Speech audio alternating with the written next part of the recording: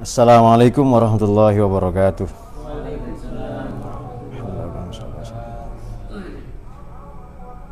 Al-Fatihah.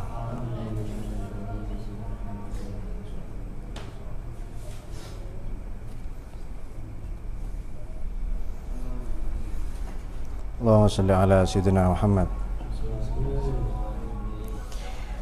Salatullahi wa salam ala man uhiyal Qur'an wa ahli baitihil kiram wa sahbihi zawil Qur'an. Salatullahi wa salam ala man uhiyal Qur'an wa ahli baitihil kiram wa sahbihi zawil Qur'an. Salamullahi warridwan ala man azzama al-Qur'an biqalbin khalisin wa muhibbin raghibil Qur'an. Fatuba man ta'allama wa ba'du 'allama al-Qur'an.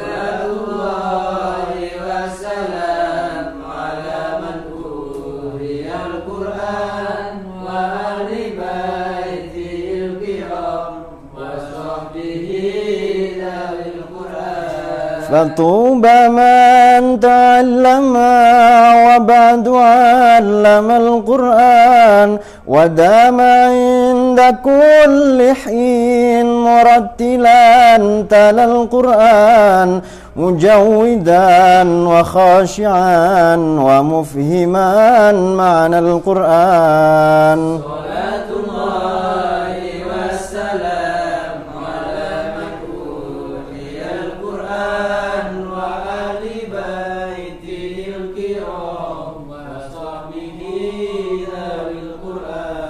وفاز من تكلم مع الرحمن بالقرآن وخاب من تجنب عليه لعنة القرآن ولا قرين في الدنيا ولا الأخرى سوى القرآن.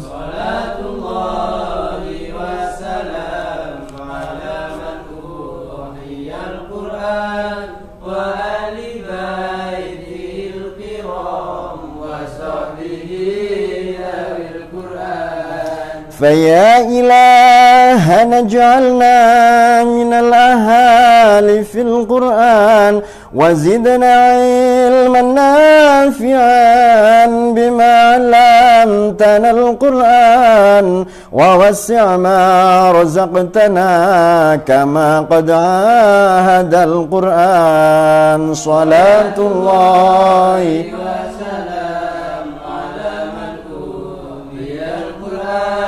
wa ahli baitihil kiram wa sahbihi.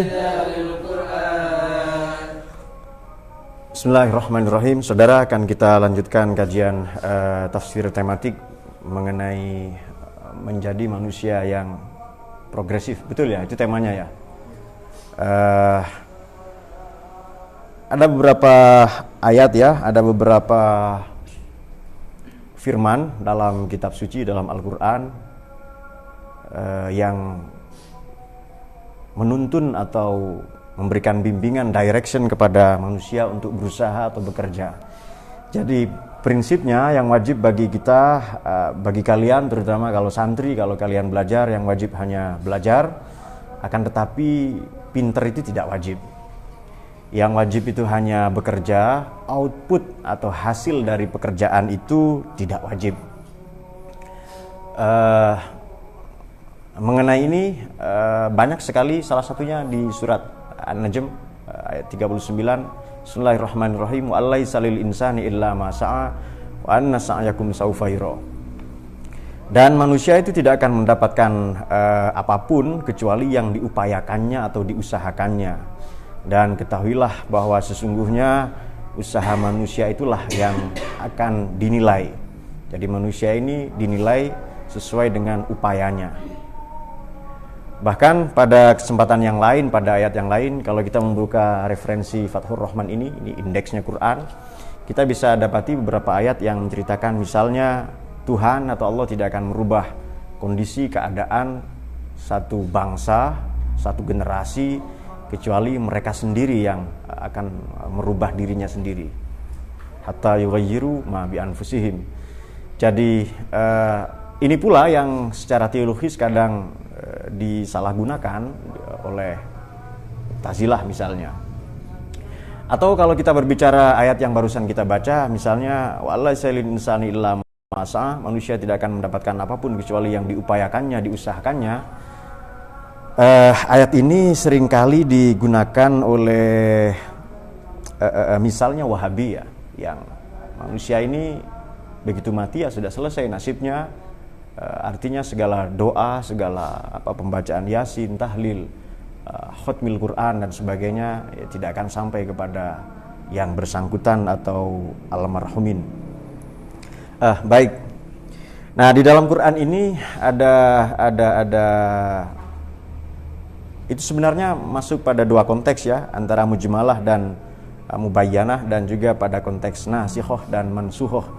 Ada beberapa ayat yang menceritakan itu, tetapi konteks nasah mansuh ini seperti ma nansah min ayatin aw nunsiha na'ti bi khairin minha wa misliha, kami tidak pernah menghapus ayat-ayat kami, firman Allah begitu, kecuali kami na'ti bi khairin minha wa misliha, kami akan mendatangkan yang lebih baik atau yang setara atau selevel dengannya.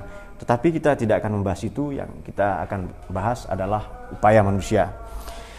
Jadi kalau kita berbicara sejarah postmodernisme atau poststrukturalisme dalam ranah atau dalam kajian filsafat, kita akan sampai kepada dalam mazhab Frankfurt ya, kita akan menemui beberapa tokoh seperti Adorno, kemudian Horkheimer maupun Jürgen Habermas, dan ada satu nama lagi yang menceritakan itu dengan apik, dengan bernas, dengan baik, adalah Erich Fromm.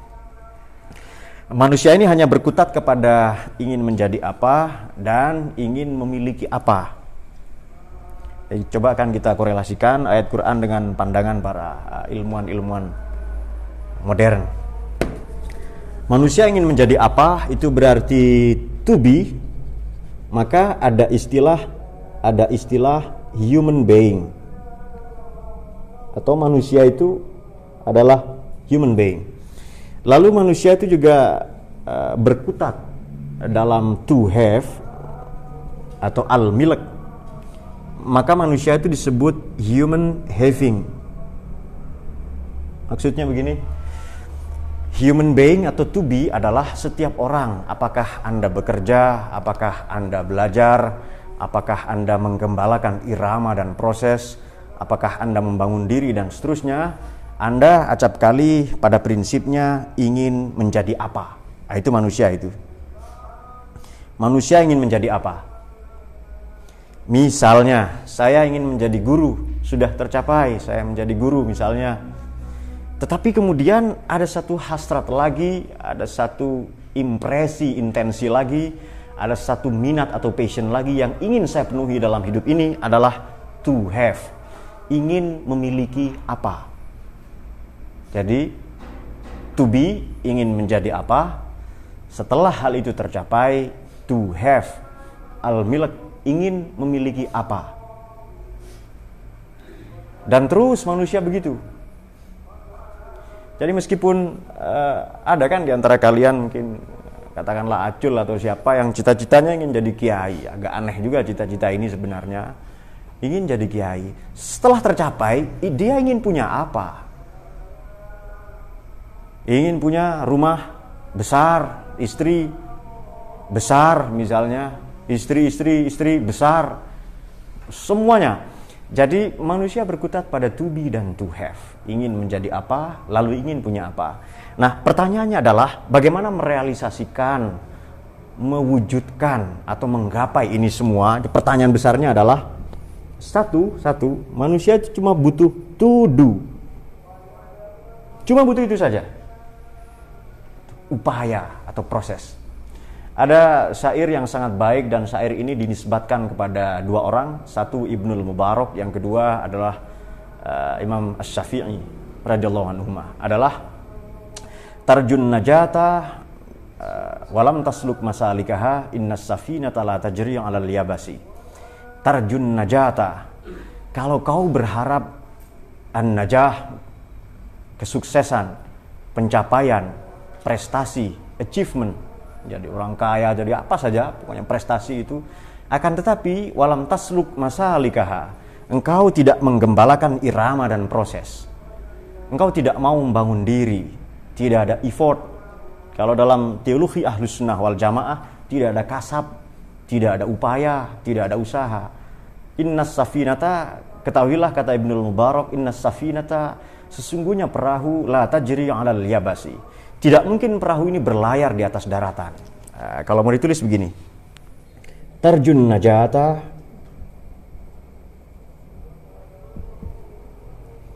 walam tasluk masalikaha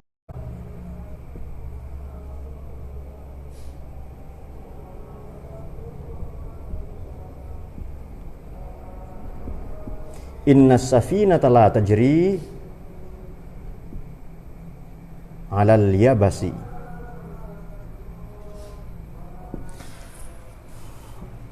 Kau berharap kesuksesan, prestasi, pencapaian, kejayaan, akan tetap kemakmuran misalnya, akan tetapi walam tasluk masalikaha, kau tidak mau menggembalakan irama dan proses, ketahuilah maka innas safinata la tajri 'alal yabasi. Perahu tidak mungkin berlayar di atas daratan.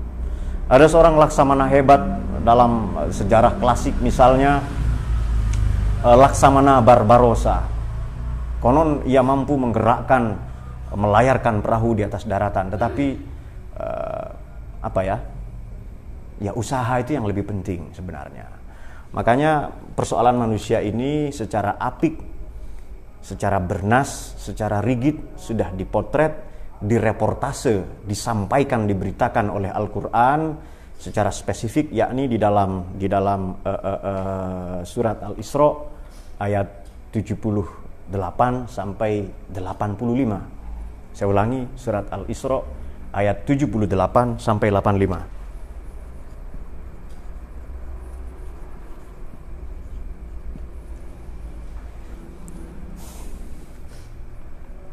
Kalau dibaca begini, aqimis sholata, bismillahirrahmanirrahim, aqimis sholata liduluki syamsi ila ghasaqil laili wa qur'anal fajri inna qur'anal fajri kana masyhuda. Lakukan, jalankan, dirikan, tegakkan sholat liduluki syamsi ila ghasaqil laili wa qur'anal fajr, dan sholat subuh. Sholat subuh itu sholat fajar ya, makanya dilaksanakan pagi-pagi buta. Kalau subuh versi kalian kadang jam 8 atau jam 9. Inna safinata Inna Qur'an al-Fajri kana masyhuda. Sesungguhnya sholat subuh itu disaksikan oleh para malaikat.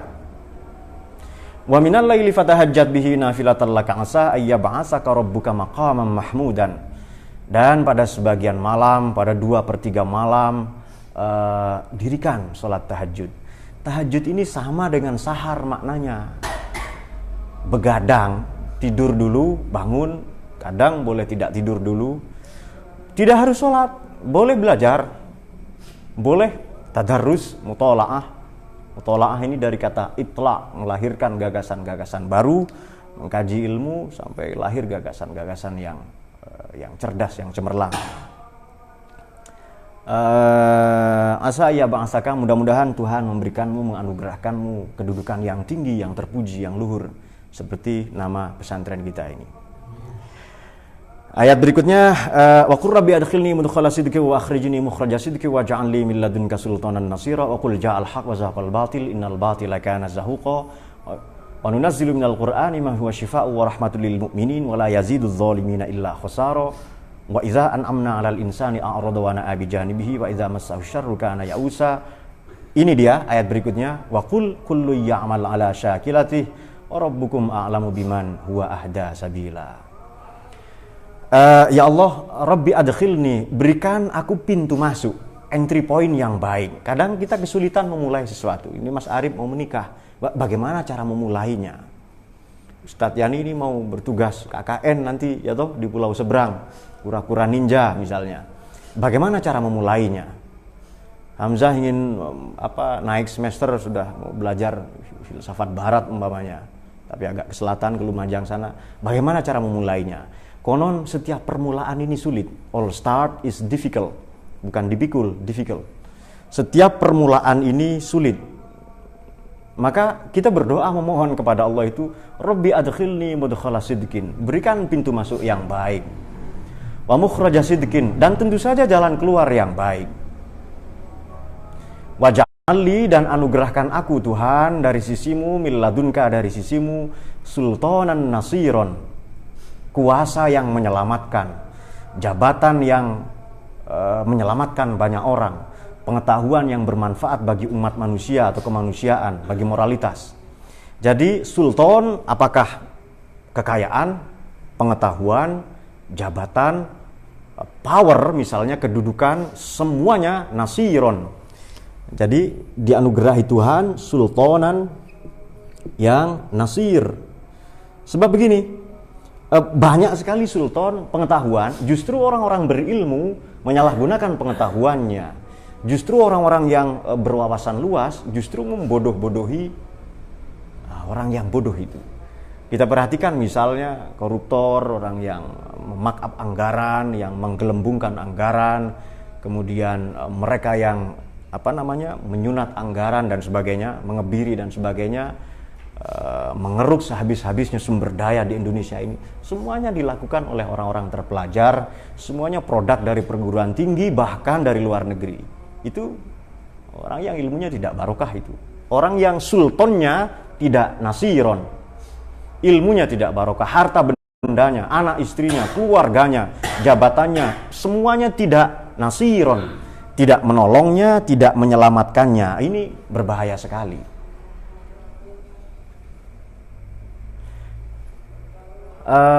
Waqul ja'al haq wa zaqal batil nal batila kana zahuqan wa nunazzilu minal Qur'an. Maka misi Al-Qur'an ini yang kita pelajari, yang kita tadarrusi malam ini adalah ma huwa syifaa'un wa rahmatun. Jadi Quran ini tidak diturunkan kecuali sebagai syifa, sebagai obat. Otomatis mafhum mukhalafahnya, logika terbaliknya, manusia ini sakit. Jadi kalau Quran ini turun kepada kita, kepada Nabi dan tentu saja kita semua umatnya ini sebagai obat, logika terbaliknya, logika sederhananya, manusia itu sakit. Satu, Nunazzilu minal Qur'an ma huwa syifaa'un. Yang kedua, misinya adalah warahmatun, sebagai rahmat, sebagai cinta kasih, sebagai perekat dari perbedaan dalam konstelasi budaya atau kemanusiaan atau keindonesiaan dan kebangsaan ini. Itu artinya manusia mengalami penyakit kronis akut pada dua aspek itu. Fala yazidu zalimina illa khasara. Dan orang-orang yang lalim, yang zalim, yang menganiaya diri sendiri dan orang lain itu tidak ada yang bertambah, tidak ada yang progres pada dirinya kecuali illa khasara, kecuali justru defisit. Maka makna progresif sesuai tema yang mau kita perbincangkan, yang kita kaji malam ini apa? Manusia menjadi manusia yang progresif itu yang bagaimana? Nah, di tengah kecamuk tanya yang demikian itu, di tengah hiruk pikuk karut marutnya kehidupan yang sedemikian gila itu, maka jelas misi kita adalah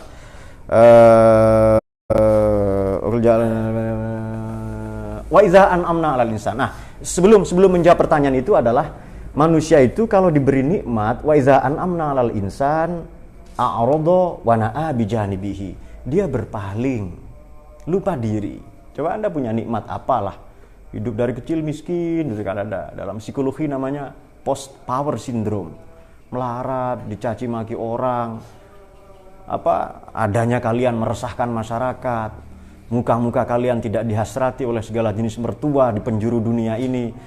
Maka ketika sampai pada posisi sultan, ketika Anda punya sultan ini, maka Anda menyalahgunakan itu, maka Anda terpesona oleh itu, maka Anda terpukau dan terpisau, terpedaya oleh itu. Jadi wa idza an'amna, kalau dikasih nikmat manusia ini terutama untuk diri saya sendiri, a'rada wa na'a bi janibihi. Susah karena memang dikasih nikmat ini lupa, lalai, abai, ghafalat, syahwat itu ya. Tetapi wa idza massahu syarru, kalau ditimpa kesulitan, syar, malapetaka, bencana, cobaan-cobaan hidup, sebenarnya muka-muka kalian adalah cobaan. Karena ya'usa, lalu dia berputus asa, lalu hopeless. Bukan topless, bukan, kalau topless itu yang isinya kue kalau menjelang lebaran itu ya. Kalau hopeless ini putus asa. Ini kan problematis, ini kan dilematis. Kalau dikasih nikmat dia lupa diri, kalau dikasih sengsara, lalu dia putus asa. Bagaimana itu? Dikasih nikmat lupa diri, dikasih sengsara dia putus asa. Maka misinya adalah waqul kullu ya'mal ala syakilati. Apapun itu tetap kita harus bekerja sesuai profesi. Yang penting itu gerak. Diam itu tidak menyelesaikan persoalan. Yang penting gerak. Jadi orang-orang yang memiliki mentalitas maju atau progresif, dia tidak peduli keadaan di sekelilingnya. Yang ia tahu misinya adalah maju, bergerak, tanpa peduli. Sebab begini, betapa Islam ini mengajarkan semangat optimisme. Ada hadis Nabi itu kan, supaya kita ziro'ah itu loh, menanam, supaya kita bercocok tanam. Kalau cocok baru ditanam. Seandainya besok kiamat, jadi ada pengumuman di koran-koran, di internet, semuanya di medsos sudah ada pengumuman, besok kiamat, sekolah libur, ngaji libur misalnya itu. Ada pengumuman besok kiamat dan di tanganmu ada segenggam, ada sebiji kurma. Kurma ini kalau kata orang Jawa, kukur-kukur oleh tumo, bukan itu maksudnya, kurma, at-tamur. Kalau di tanganmu ada sebiji kurma, maka tanamlah, padahal besok kiamat. Ini bukti bahwa manusia itu progresif. Makanya pada kesempatan yang lain ada sabda Nabi itu bahwa bekerjalah untuk kehidupan duniamu ini seolah-olah kau hidup selamanya. Betul ya? Bekerjalah, berupayalah. Mari menggembalakan irama dan proses. Sebab tugas kita ini hanya berusaha sampai waktu tidur tiba. Dan biarkan hari esok menentukan takdirnya sendiri, nasibnya sendiri. Tugas kita hanya usaha. Kelihatannya quote itu sudah sangat populer ya di antara kalian itu. Jadi ya amal li dunyaka ka'annaka ta'ishu abadan. Seolah-olah kau akan hidup selama-lamanya. Jadi usaha kita ini seharusnya kita proyeksikan sebagai upaya-upaya jangka panjang. Kalau Anda sudah punya target misi jangka panjang, Anda tidak akan galau, Anda tidak akan lunglai, tidak akan letoy, tidak akan lemes gara-gara kegagalan-kegagalan jangka pendek. Saya ulangi. Kalau Anda memiliki misi jangka panjang, Anda tidak akan galau dengan kegagalan jangka pendek. Jadi mulai sekarang Anda harus merancang long term achievement, proyeksi prestasi pencapaian long term, jangka panjang. Sehingga manakala Anda mendapati kegagalan satu ketika, kegagalan-kegagalan fase-fase kegagalan jangka pendek, Anda tidak galau oleh itu. Ya, gagal itu sudah biasa. Jadi kemarin kan sudah ikut pelatihan santripreneurship, ya kan? Yeah. Itu kalau Anda gagal 11 kali, Anda bangkit 16 kali. Kalau Anda gagal 16 kali, bangkit 24 kali dan seterusnya itu. Bangkit terus itu. Nah, progresif ini kadang manusia itu begini. Manusia ini kacau, terutama anak-anak muda lah, generasi milenial ini produktif itu dianggap sibuk, gak berhenti-berhenti, gak ada waktu untuk orang lain, untuk keluarga, untuk teman. Tidak, produktif itu sebenarnya mengambil keputusan-keputusan cerdas.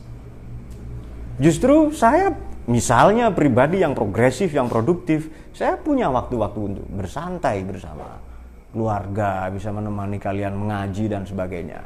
sempat ngopi, ngeteh dan jadi produktif ini bukan sibuk. Bukan sibuk, tetapi sebenarnya Anda sibuk untuk apa?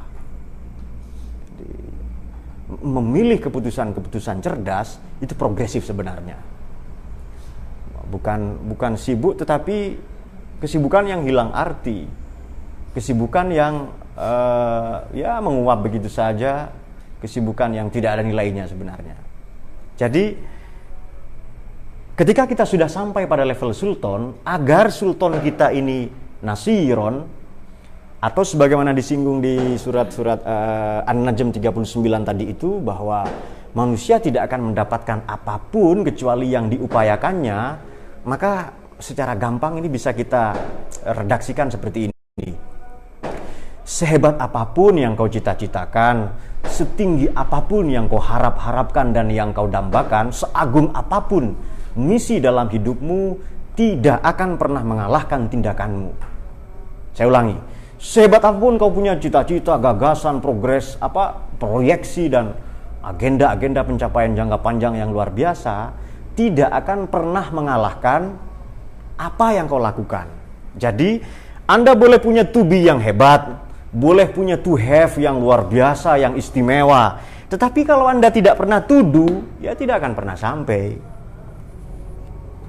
Anda boleh di sini hebat, di sini luar biasa, tapi to do tidak mau.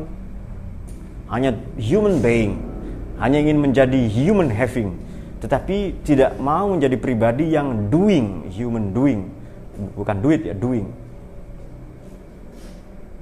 Nah, oleh karenanya kadang begini, terus terang sajalah kita ini manusia-manusia modern yang dikepung dengan segala bentuk modernitas ini, kadang memahami bahwa kehidupan ini serba materialistik. Kehidupan ini Anda akan dibayar, Anda akan dihargai, Anda akan dihormati semata-mata kalau Anda to be dan to have. Kalau to be ini berarti sultan ya, Anda jadi guru, jadi menteri, jadi apa dan sebagainya, atau Anda punya apa, punya rumah, punya dan sebagainya yang besar, yang istri yang besar, mungkin seleranya di situ, gagasan-gagasannya maksudnya. Tetapi kalau Anda tidak doing, tidak ada yang menghormati Anda, menghargai Anda sebenarnya. Jadi lebih sibuklah menghabiskan waktu, meluangkan elan vitas, energisitas justru untuk to do, bukan to be dan to have itu. Nah, aneh memang sejak sekolah, sejak TK kita ini kalau ditanya anak-anak kecil itu ingin jadi apa? Jadi dokter, jadi polisi, jadi tentara itu. Ini sebenarnya stereotip. Ini kerancuan dalam berpikir. Kalau dokter itu bersih, kalau tentara gagah, kalau polisi misalnya berwibawa, polisi yang ngumpul di celana juga banyak, yang tentara yang perutnya gendut juga banyak. Maaf yang.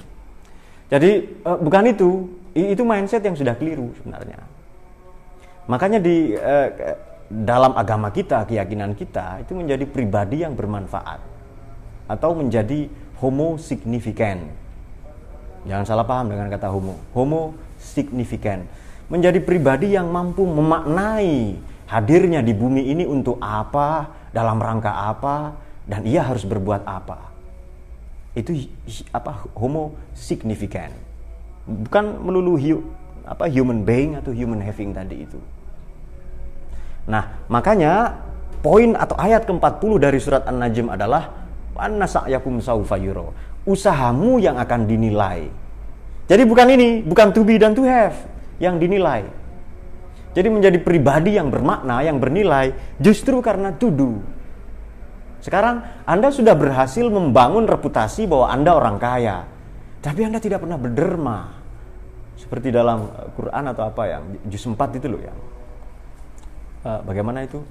Lan tanalul birra hatta tunfiqu mimma tuhibbun wa ma tunfiqu min syai'in fa innallaha bihi wa ma tunfiqu min khairin fa innallaha bihi alim. Engkau tidak akan pernah mendapatkan albir, kebaikan. Tidak akan pernah mendapatkan kebaikan apapun lan tanalul birra hatta, sehingga kau atau kalian ini tunfiqu, menginvestasikan mimma tuhibbun, sebagian yang kau cintai. Jadi Anda sudah punya reputasi sebagai orang pinter tapi tidak pernah ngajar, maka ya usahamu yang akan dinilai. Anna sa'yakum saufa yura. Usaha. Jadi kita dinilai berdasarkan to do, bukan berdasarkan to be dan to have. Anda punya cita-cita, itu betul, baik itu. Tetapi alangkah baiknya kalau Anda merealisasikan. Salah satu bukti bahwa doa Anda dikabulkan oleh Allah adalah kalau Anda bertindak. Jadi apa bukti bahwa Allah ini mengijabahi doa kita? Ya, itu kalau kita bertindak, kalau kita berbuat. Kalau kita tidak bertindak, tidak berbuat, ya mana bisa. Jadi seolah-olah Anda mempercayakan atau membiarkan Tuhan bekerja sendirian. Padahal Allah ini sudah menyelenggarakan, mempekerjakan sistem hukum-hukum apa yang kita kenal sebagai sunnatullah atau hukum alam, atau kata ilmuwan ya, hukum alam itu, atau apa yang kita kenal sebagai hukum kausalitas, hukum sebab akibat. Jadi kalau kita punya upaya, punya rencana, proyeksi, cita-cita, harapan, maka tidak boleh menyelingkuhi sistemnya Allah itu yang bernama sunnatullah tadi itu. Contoh yang paling lucu adalah misalnya Anda dikejar-kejar oleh hutang, misalnya Anda dikejar-kejar hutang, Anda dikejar-kejar apalah itu persoalan, Anda dikejar-kejar atau dikepung oleh kegelisahan yang mencekam, yang berkepanjangan misalnya. Lalu Anda berdoa kepada Tuhan untuk menjadi kambing, untuk menjadi semut, untuk menjadi pohon. Doanya itu loh ke Allah itu. Ini saya dikejar-kejar orang terus ini, ya Allah jadikan saya semut misalnya. Ya, bukan Allah tidak bisa, bukan Dia tidak maha kuasa, tetapi doamu menyelingkuhi sistem yang digunakan, yang telah ditetapkan oleh Allah bernama sunnatullah tadi. Doa macam itu tidak rasional. Saya berdoa ingin menjadi orang pinter, mana tuduhnya? Mana buktinya? Saya belajar. Jadi kalian berdoa supaya ingin menjadi orang kaya misalnya. Nah, mana buktinya? Alam ini hanya menghargai proses. Kehidupan ini hanya menghargai upaya-upaya atau irama dan proses yang kau gembalakan, yang kau tentukan. Tidak menghargai alasan-alasan. Saya miskin ini karena turunan. Saya miskin ini karena build up rakitan, assembling rakitan, atau build up fabrikasi itu loh. Tidak, alam tidak menghargai itu. Begitu kita lahir, kita sudah punya potensi-potensi itu. Yang penting adalah mengaktualisasikan, kalau bahasanya aktivis itu meng-class action-kan, mewujud nyatakan, mengejawantahkan. Nah, manusia seringkali begini,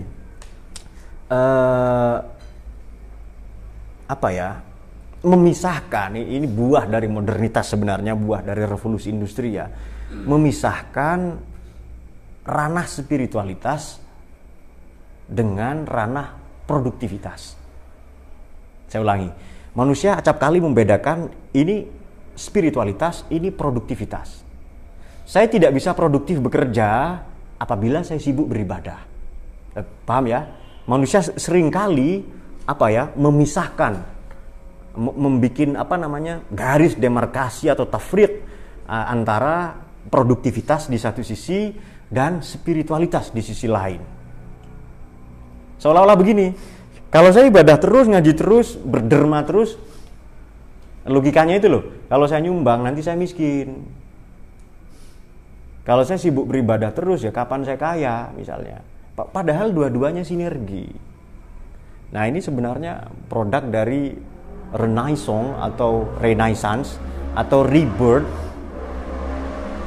atau zaman pencerahan ya, Aufklärung atau enlightenment yang digagas oleh Eropa waktu itu. Karena semangat renaissance Eropa ini semangat memisahkan diri dari agama. Jadi sebenarnya produktivitas dengan religiositas, spiritualitas inner ya.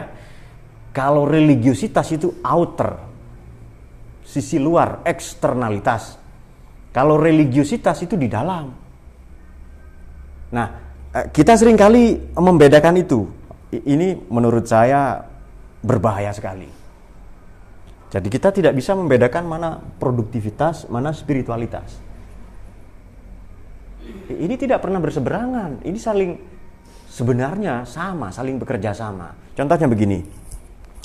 Marilah misalnya sekarang Anda punya misi. Anda punya misi misalnya saya bekerja banting tulang, peras keringat. Sebenarnya tidak perlu terlalu dibanting ya. Saya banting tulang, peras keringat dan sebagainya untuk menafkahi anak istri. Itu seolah-olah perbuatan dunia. Padahal kita bisa mengkreasinya menjadi perbuatan yang berorientasi akhirat, yang eschatological oriented. Seolah-olah itu perbuatan dunia, padahal itu bisa berorientasi akhirat. Dengan niat yang baik, dengan proyeksi yang baik. Jadi, niat yang baik itu spiritualitas, upayamu, pekerjaanmu, wa kullu ya'mal ala syakilati, bekerja sesuai profesi tadi adalah produktivitas. Jadi sebenarnya doa ini, spiritualitas ini bisa menunjang produktivitasmu. Paham ya? Allahumma shalli ala sayyidina Muhammad. Satu, atau kita acap kali salah kaprah dalam lebih menomorsatukan spiritualitas daripada produktivitas. Padahal di Quran itu jelas, di surat Al-Fatah. Bismillahirrahmanirrahim. Inna fatahna laka fathan mubina liyaghfira lakallahu ma taqaddama min dzambika wa ma ta'akhkhara wa yutimma ni'matahu 'alaika wa yahdiyaka siratan mustaqima wa yansurakallahu nasran aziza huwallazi anzala as-sakinata fi qulubil mu'minina liyazdadu imanan ma imanihim. Ini dia ayatnya, walillahi junudus samawati wal ard. Dan Allah ini pemilik tentara-tentara di langit dan bala tentara di muka bumi. Jadi kalau kau punya agenda, punya kegiatan, punya rencana, punya misi yang luhur, yang mulia, libatkan seluruh tentara Tuhan di langit dan di bumi. Nah, kita kan kadang merasa sok bisa ngatur dunia kita. Udah, pokoknya kita beginilah. Makanya tadi, ayat tadi dipakai atau disalahgunakan oleh Mu'tazilah itu.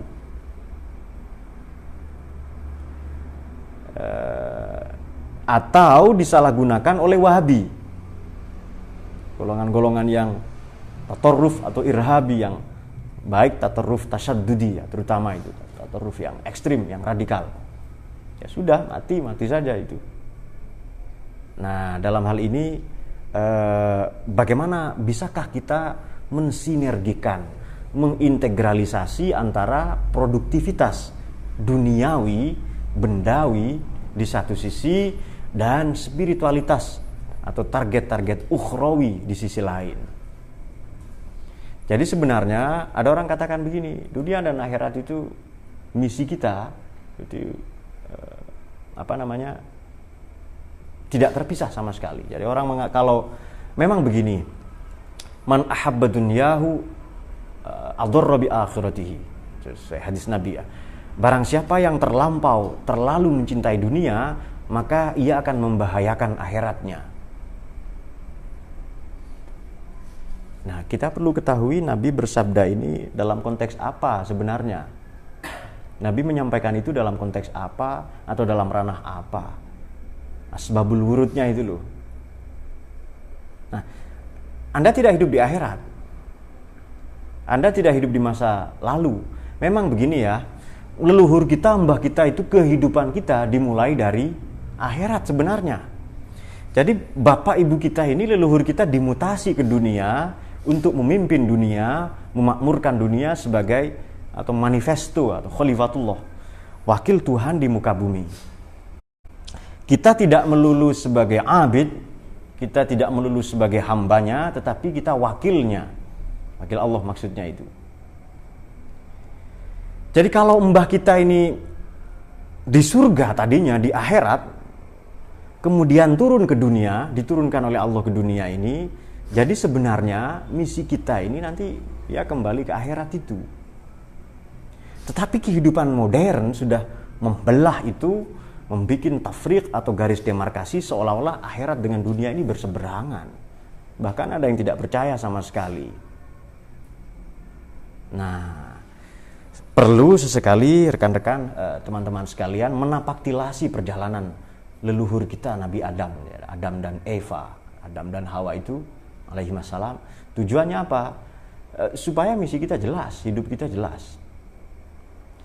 Karena begini, menjadi pribadi yang progresif, ia tahu kemana orientasi hidupnya. Kalau tidak, kita hanya akan melangkah, tetapi melangkah yang hilang arti, jalan di tempat. Jadi kalau tidak ada kemajuan dalam hidupmu, bisa dipastikan satu, engkau tidak melangkah, yang kedua engkau melangkah tapi jalan di tempat. Oleh karenanya menurut saya, ini pendapat saya pribadi, boleh Anda tidak setuju, bukan rintangan, halangan, kendala-kendala yang merintangi, menghalangi Anda untuk sampai pada tujuan atau misi yang Anda cita-citakan itu. Mula-mula tanyakanlah apakah kita sudah punya tujuan atau belum. Nah, jadi sultanan nasiron, bagaimana setelah kita punya sultan, setelah kita punya to be, atau Anda to have dengan to be yang Anda miliki tadi itu, misi kedua adalah sultanan nasiron. Jadi setelah Allah berikan pintu masuk yang baik, jalan keluar dari segala persoalan yang baik, maka waqul ja'al haq wa zahaqal batil innal batila kana zahuqa. Baru nanti misi kitab suci, misi risalah, misi nubuwah, prophethood itu akan tercapai. Apa itu? Wa nunazzilu minal qur'ani ma huwa syifaa'un wa rahmatun wa la yazidudz zalimina illa khasara. Paham ya? Allahumma shalli ala sayyidina Muhammad. Nah, sekarang mari kita lakukan pendekatan baru. Tadi manusia kritik untuk modernitas adalah kita hanya sibuk dengan ini dan ini, kita tidak mau tudu, kita tidak mau bekerja atau berupaya atau sekuat tenaga. Nah, kalau Allah memerintahkan, memberikan misi yang sehebat itu kepada manusia, Allah sudah memberikan piranti atau perangkat apa? Jadi kalau Anda ingin sampai kepada sasaran itu, pelurunya apa? Ya kan? Kata Al-Ghazali begini, jaddidis safinah fa innal bahra amiq wa khudhiz zad fa innas safara ba'id. Jaddidis safinata, perbaharuilah, modernisirlah perahumu.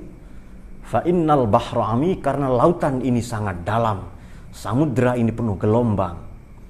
Wa khudhiz zad, dan perbanyaklah bekalmu. Fa innas safara ba'id, karena perjalanan ini sangat jauh. Mungkin ada yang belum tahu, kita tulis ya.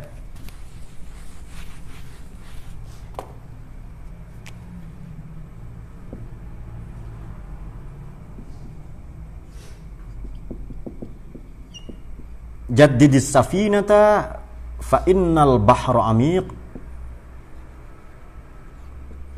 Modernisirlah, perbaharuilah perahumu. Perahu ini kendaraanmu.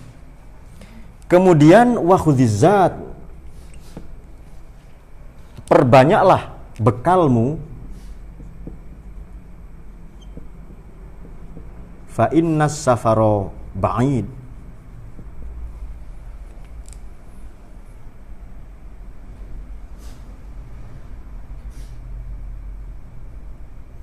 jaddidis safinata fa innal bahrami, perbaharuilah perahumu karena perjalanan sangat jauh.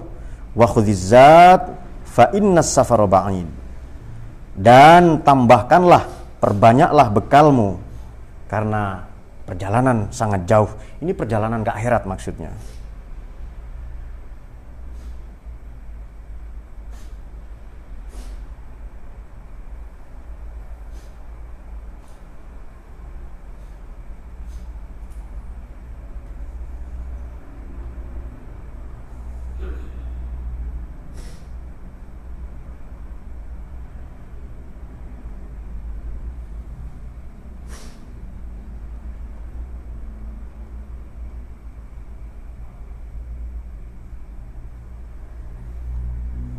Baik, kita lanjutkan.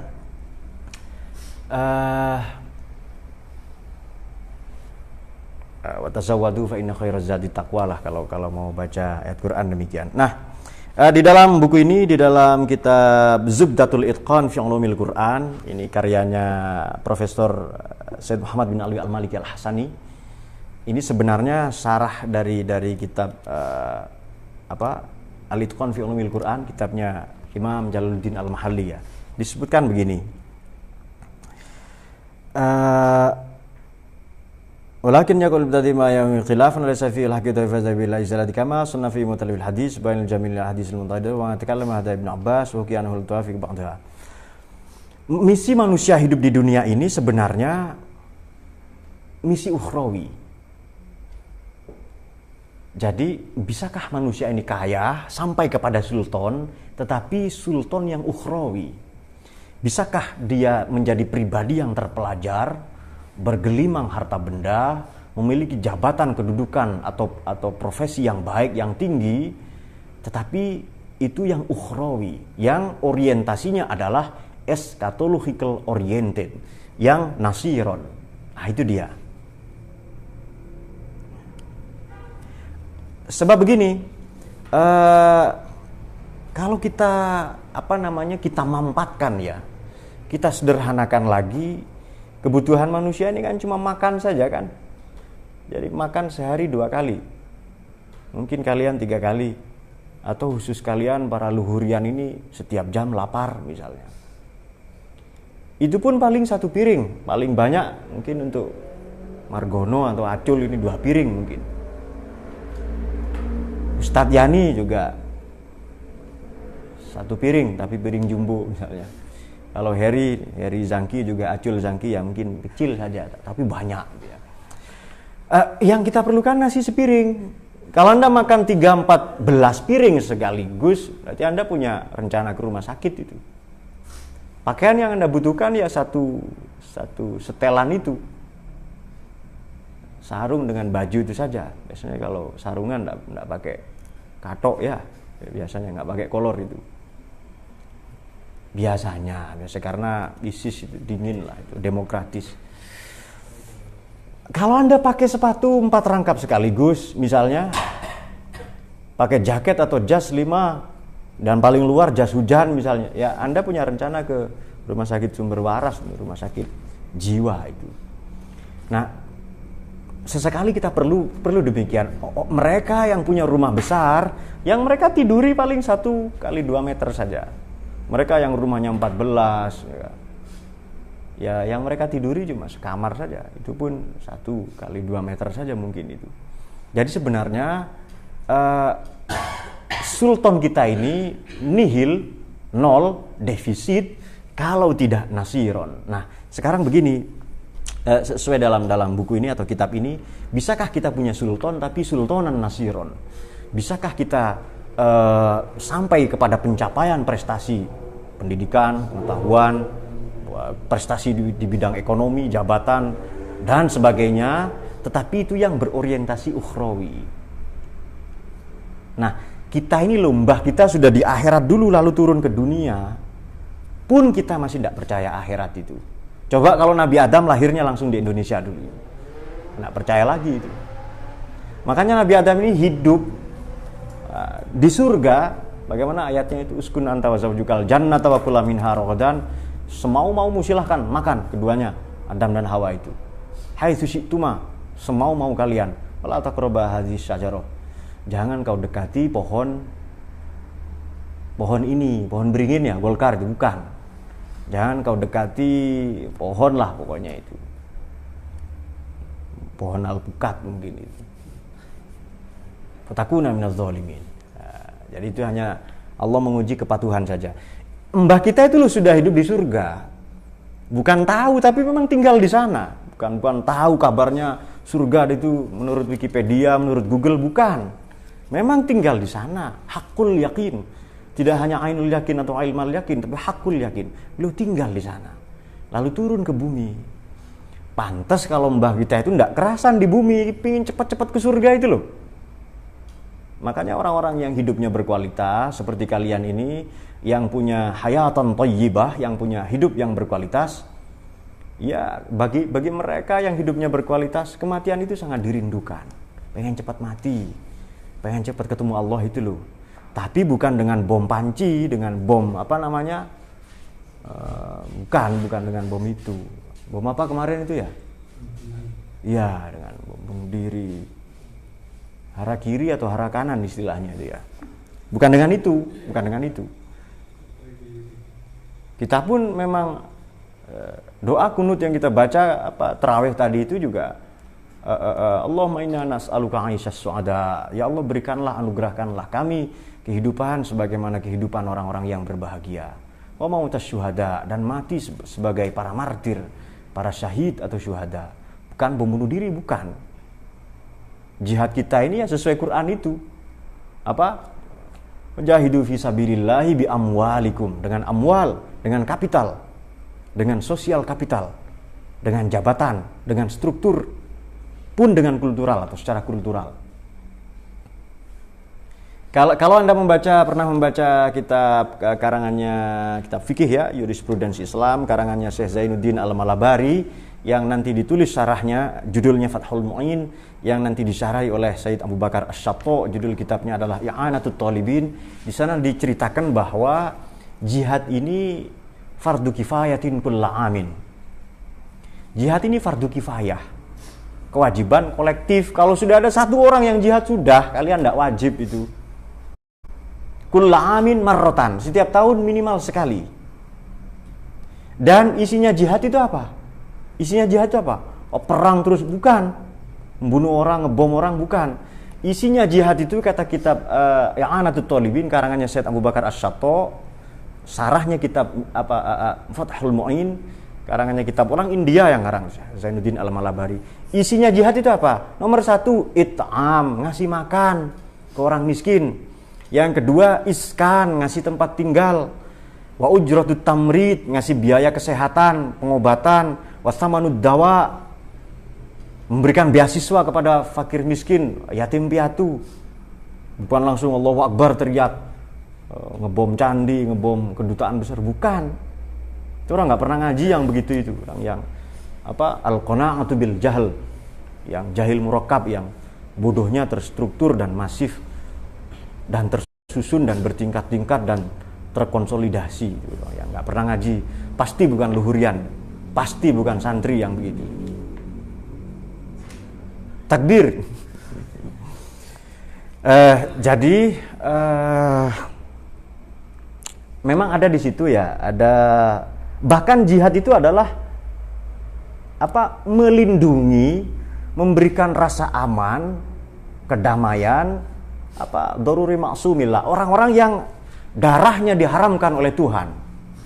Mungkin ada non-Islam tapi itu bukan kafir harbi. Makanya ketika satu ketika ada cekcok di pasar, ada jual beli itu loh. Ada Yahudi jual beli dengan Islam, dengan Muslim waktu itu. Cekcok mungkin salah tawar-menawar atau apa, terjadilah perkelahian, pertikaian yang berujung pada pembunuhan, dan si Yahudi itu mati. Senang itu orang-orang itu, woi mati Yahudi, takbir kita. Apa sabda Nabi? Nabi datang dan langsung marah-marah itu. Jadi man aza, atau ya barang siapa yang membenci. Pada redaksi yang lain, man qatala zimmiyan fa ana khosmuhu. Barang siapa yang membunuh non-Islam, fa ana khosmuhu, akan berhadapan dengan saya. Sayalah musuhnya. Maka Nabi mengumpulkan, langsung kampanye ya, mengumpulkan para donatur untuk memberikan donasi kepada keluarga si Yahudi yang ditinggalkan itu. Bahkan perang Uhud itu pernah dibela oleh seorang Yahudi. Di sini kadang mereka yang sumbu pendek, pentol korek itu nggak tahu bahwa Yahudi Nasrani di Quran ini, oleh Quran dipanggil sebagai ahli kitab. Ya. Saya ulangi, Yahudi Nasrani oleh Allah di Quran itu dipanggil sebagai ahli kitab, para expertise, para pandita, orang yang ahli kitab. Bukan langsung kafir, bukan. Kita ini lo kafir. Tidak ada yang lebih kafir dari kita.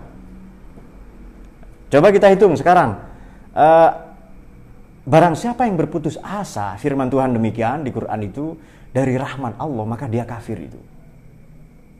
Berarti kafir ini mereka yang putus asa. Ya kan? Firmannya kan begitu. La tayasu, jangan kalian berputus asa, jangan hopeless. Mirrawahillah, dari rahmat cinta kasih Tuhan, meskipun dosa kita banyak, ampunan Tuhan tetap lebih luas. Jangan berputus asa. Sudahlah, saya sudah bejat begini, sekalian saja saya ugal-ugalan. Salah itu. Innahu la ya'asu min rahillah illal qaumul kafirin. Illal qaumul kafirun. Orang yang berputus asa pada rahmat Tuhan, kafir dia. Meskipun Islam. Satu. Yang kedua adalah kafir ini wal kafiruna humuz zalimun. Orang kafir itu yang menganiaya. Jadi kalau kita menganiaya diri sendiri, Anda melakukan genosida kamar mandi, Anda menghabiskan sumber daya secara serampangan, memubazirkan apa yang Anda miliki, baik itu natural resources, sumber daya alam, human resources, sumber daya manusia, maupun sumber daya ideological resources, namanya Pancasila, Anda memboroskan itu, memubazirkan itu, ya berarti Anda zalim. Kalau zalim berarti kafir. Jadi putus asa, kafir. Kemudian zalim, kafir. Kemudian ingkar nikmat juga kafir itu. Syakartum lazidannakum itu loh. Wala in kafartum, kalau kau. Jadi kafir ini sesuai makna junin, sesuai makna aslinya, ia menutup diri dari kebenaran, itu saja. Makanya tutupnya tempat tidur namanya bed cover. Bungkusnya buku ini cover. Ya toh? Bahkan di Quran petani itu disebut kafir. Di surat Al-Hadid itu, silakan diperiksa juz 26. Kenapa? Karena petani menutupi benih atau bibit tanaman dengan tanah. Jadi tindakan menutup diri itu kafir namanya. Bagaimana ayatnya itu? Ya'lamu bismillahirrahmanirrahim, ya'lamu anna al-hayatud dunya la'ibun wa lahu wazinatu wa tafakhurum bainakum wa takatsum fil amwali wal aulad kamatsali ghaitsin a'jabal kuffara nabatuhu. Itu dia.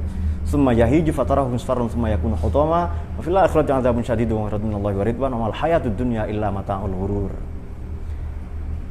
Kamatsali ghaitsin a'jabal kuffar, seperti hujan yang tanaman-tanamannya mengagetkan, membuat takjub para kufar. Bukan kafir itu, kufar coba dicek terjemahan Departemen Agama. Kufar artinya para petani. Nah, sudah jelas ya, sarung pedang juga kafir itu. Kafir itu. Jadi mereka yang takfiri, yang gampang mengkafir-kafirkan, beberapa pertemuan yang lalu di bulan Ramadan ini kita kaji takfiri itu ya, golongan-golongan yang gampang mengkafir-kafirkan. Mereka baru kenal Islam itu kemarin sore, lalu merasa paling benar. Yang jidatnya ada tanduknya itu loh, yang ada capnya hitam 3 atau apa itu yang.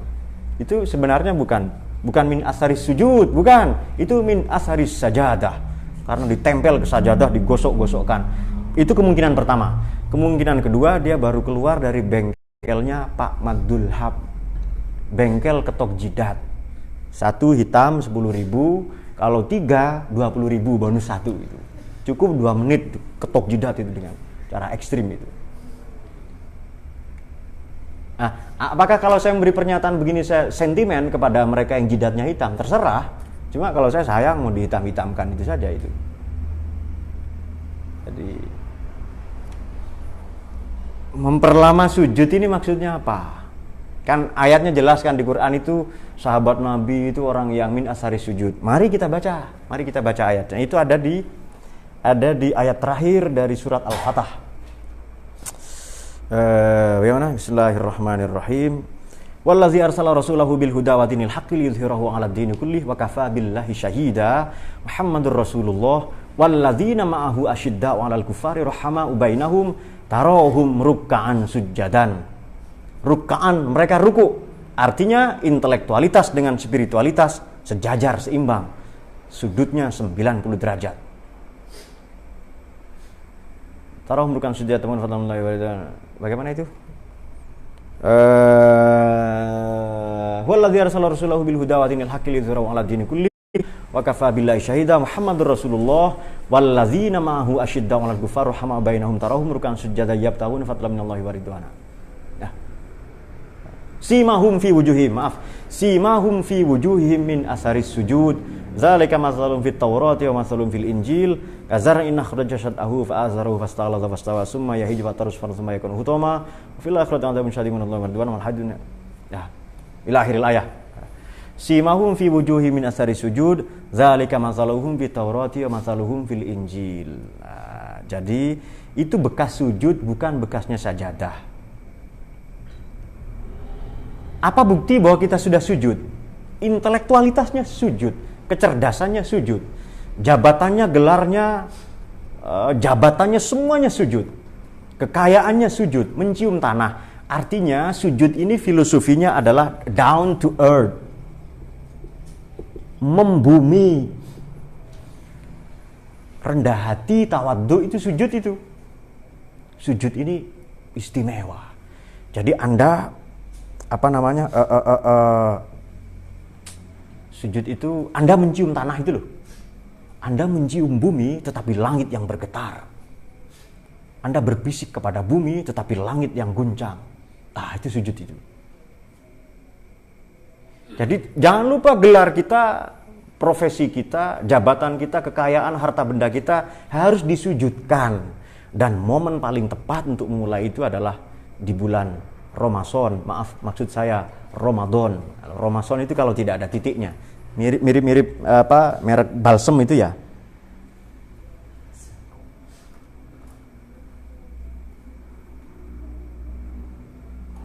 Nah, perlu diketahui begini, sedikit lagi sebelum nanti ada sesi tanya jawab. Jadi bagaimana dari pribadi yang sultan menjadi nasiron? Jadi jangan salah paham soal sujud ya. Min asaris sujud zalika masaluhum fit Taurati wa masaluhum fil Injil. Ini membuktikan bahwa kalau sahabat Nabi dikatakan bahwa tadi rahama'u bainahum, saling bercinta kasih. Lalu kalau di Quran ada ayat tentang al-kafirun, itu bagaimana? Itu orang-orang kafir yang memusuhi Nabi. Dan sekarang ya kalau yang memusuhi kita, Islamkah dia? Sebab firman Tuhan begini, fala udwana illa 'alaz zalimin. Tidak boleh memusuhi siapapun kecuali yang zalim.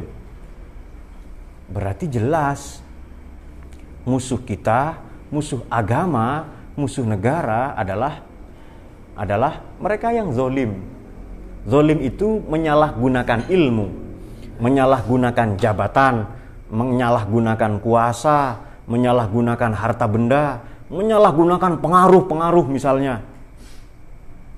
Dan menyalahgunakan potensi, menyalahgunakan kecerdasan. Yang lebih ekstrim, menyalahgunakan kelamin. Itu sesuai dengan yang kalian maulah itu. Menyalahgunakan pandangan, menyalahgunakan pendengaran, dan seterusnya dan sebagainya. Nah, jadi manusia yang progresif, pribadi yang progresif tadi sultan, tetapi nasiron. Makanya misi orang hijrah itu bagaimana? Ini insya Allah akan kita bahas pada sesi berikutnya. Bagaimana strategi Nabi menggabungkan, mendamaikan dua kubu, dua klan, dua partai, yakni Muhajirin dan Ansor. Jadi mereka yansurunallah wa rasulah, membela Tuhan dan Nabinya. Nah, orang seringkali salah paham membela Tuhan dan Nabi. Makanya jihad tadi perlu dipertegas. It'am itu ngasih makan, jihad itu. Iskan, ngasih tempat tinggal. Kemudian ujratut tamrid wa thamanud dawa, ngasih biaya kesehatan, pengobatan. Itu juga jihad itu. Dan jihad yang terbesar bagi kita ini jihad hawa nafsu. Wah, ini jihadnya kalian semua ini. Ketika Nabi pulang dan pasukan atau tentara Islam ini pulang dari perang Badar Kubro ya. Perang Badar Kubro ini perang paling besar di dunia. Nabi bersabda begini, raja'na min jihadil asghar ila jihadil akbar.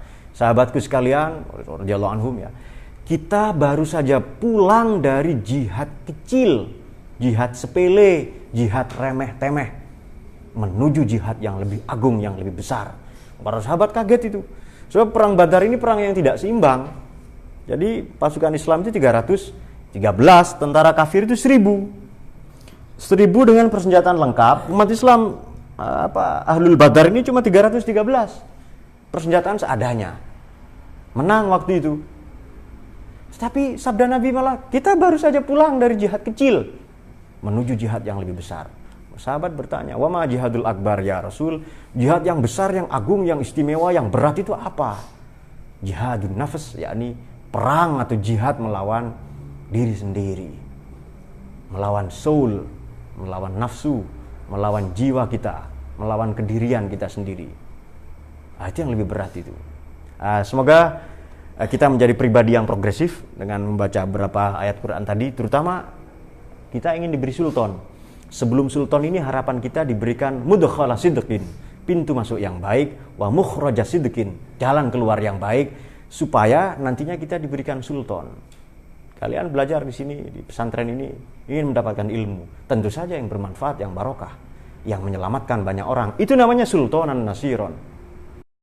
Barokah dari Anda, buah dari Anda berilmu, berpendidikan, well educated adalah Anda punya pekerjaan, Anda punya profesi yang baik, yang menyelamatkan Anda dan orang-orang di sekeliling Anda, bahkan nasiron untuk bangsa dan negara Indonesia ini. Amin. Jadi sebenarnya itu yang kita mau. Pribadi yang progresif itu, kalau dia punya sultanan nasiron. Kalau dia punya pengetahuan, punya jabatan yang nasiron. Kalau dia punya keistimewaan, kelebihan, harta benda, kekayaan, harta benda yang nasiron. Nah, itu dia maksudnya. Jadi bedakan mana ranah ukhrawi dengan mana duniawi, akan tetapi dengan membedakan itu, tafrik itu bukan berarti Anda memisahkan itu, tidak. Jangan lupa Allah punya tentara di langit dan di bumi tadi itu. Nah, mereka yang memisahkan atau sekularisme antara misi-misi ukhrawi tadi itu dengan duniawi, itu sebenarnya produk dari Renaissance yang lahir di barat. Dan tidak semua yang dari barat ini cocok bagi Anda, tidak semua. Pun tidak semua yang datang dari Arab lalu cocok bagi Anda. Yang cocok apa? Ya Indonesia ini. Anda lahir di sini kok. Anda minum airnya Indonesia, memakan berasnya Indonesia, menghirup udaranya Indonesia. Nanti kalau mati Anda ingin dikuburkan di Indonesia. Apa ingin dikubur di Somalia? Apa di Sarajevo sana? Sengsara Anda itu kan. Apa di mana Islandia? Di gurun es sana, di Eskimo, Kutub Utara dan sebagainya. Nah, saya kira demikian. Dan yang tidak, satu lagi yang tidak kalah penting dalam buku Az-Zubdatul Itqan fi Ulumil Quran ini adalah orang-orang yang progresif ini lebih menomorsatukan, lebih memprioritaskan orang lain daripada dirinya sendiri. Jadi orang-orang ini lebih sibuk dengan cahaya daripada bayangan. Kaya itu output dari kerja. Kerja itu adalah cahaya ya, bayang-bayangnya sukses itu. Jadi kaya itu hadiah dari usaha itu saja. Pinter itu hadiah setelah kita belajar itu saja. Boleh to be to have, tapi jangan lupa to do itu. Manusia lebih sibuk dengan kolong. Ini kolong namanya ya. Apa bahasa Jawanya itu? Longan ya. Bahasa yang lebih primitif geruma itu katanya. Seharusnya Anda lebih sibuk dengan kursinya ini. Bikin kursinya, nanti kolongnya ada sendiri. Bikin saja kursinya. Bikin saja dipan, bikin saja meja, bikin saja ranjang tempat tidur atau apa saja. Otomatis kolongnya itu ada sendiri. Jadi urusan umat ini Anda persatukan. Urusan orang tua Anda prioritaskan. Nanti urusan Anda ini dengan sendirinya terrealisasi. Nah, jangan kebalik. Jadi Anda merancang kolongnya dulu, bikin kolongnya dulu, merancang kolongnya bagaimana, ini berapa meter kolongnya ini. Kursinya belum dibikin. Ya kalau Anda bikin kursi otomatis ada kolongnya. Bikin meja juga demikian. Kalau ada kursi atau meja atau dipan kok tidak ada kolongnya, itu berarti kursi atau meja yang dibalik ke atas atau berdiri menyandar ke tembok itu. Saya kira demikian. Terima kasih. Allah yafiquna ila sabilil anbiya wal mursalin wal afu minkum.